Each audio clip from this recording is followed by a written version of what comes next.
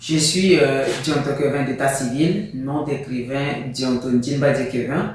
Je suis auteur du livre intitulé Et si je me tais. Je suis aussi linguiste de formation et journaliste. Mon roman intitulé Et si je me tais parle un peu du milieu universitaire, surtout le système éducatif à l'université, du comportement des étudiants vis-à-vis des parents et même de leurs enseignants, et aussi du rôle que doivent jouer les enseignants en tant que pères éducateurs. Nous voyons qu'il y a trop de dérives à l'université, surtout lorsque ces enseignants deviennent des bourreaux des étudiants et étudiantes, juste question de sexe, juste question d'amitié qui n'a ni tête ni queue. Donc c'est toutes ces pratiques-là que j'essaie de dénoncer et aussi d'attirer l'attention des parents, parce que là aussi j'ai fait mention d'un élève qui a besoin de l'appui, sinon de l'accompagnement de son père pour mieux se repérer à l'université. Très souvent, les parents abandonnent les élèves lorsqu'ils sont déjà à un pas d'université, et cela est un grand problème.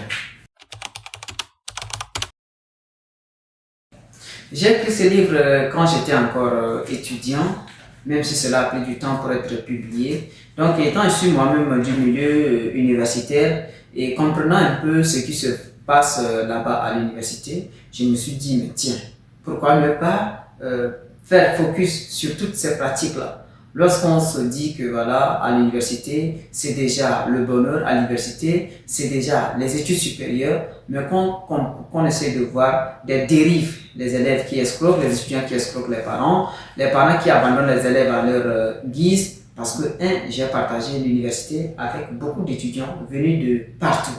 Et je vois cette misère, je vois cette souffrance, et je vois aussi cette mentalité qui se vit dans cet univers-là. Donc, étant témoin de ce que je dis, même s'il y a une partie de fiction, je pense que ça mélange fiction et réalité.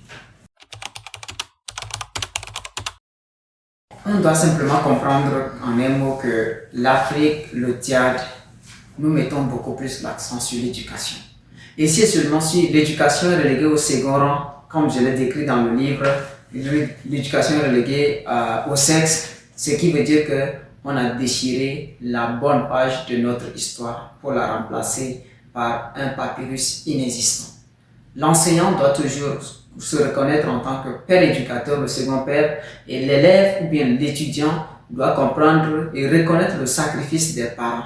Il n'est pas question de les escroquer, il n'est pas question de mentir aux parents pour avoir une vie de luxe alors qu'on est encore étudiant et que les parents comptent encore sur toi. Et aussi appeler les parents à une prise de conscience, aider les élèves, aider les enfants qui les ont envoyés à l'extérieur ou qui sont même à leur côté, mais qui ont besoin d'un soutien, que ce soit psychologique, moral et intellectuel. Justement, j'ai d'autres projets d'écriture, car vous le savez tous, l'inspiration dépend du moment et dépend aussi de l'espace. Jusque-là, je suis encore sur quelques manuscrits que je n'ai pas encore donnés, sinon soumis aux maisons d'édition, mais les projets sont là et nous attendons les concrétiser d'un moment à un autre.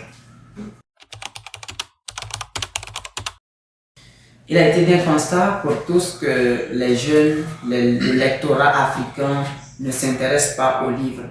Et nous oublions que c'est nous, les lecteurs, qui faisons vivre l'écrivain. Tant que l'écrit n'est pas lu, tant que l'écrit n'est pas partagé, alors personne ne comprendra le secret, le mystère qui se cache derrière tous ces livres. Alors j'invite chacun de nous à pouvoir s'intéresser juste à la lecture, et cela donnera du poids à tous ceux qui, matin, midi et soir, embrassent les plumes pour décrier, pour annoncer, sinon pour magnifier ce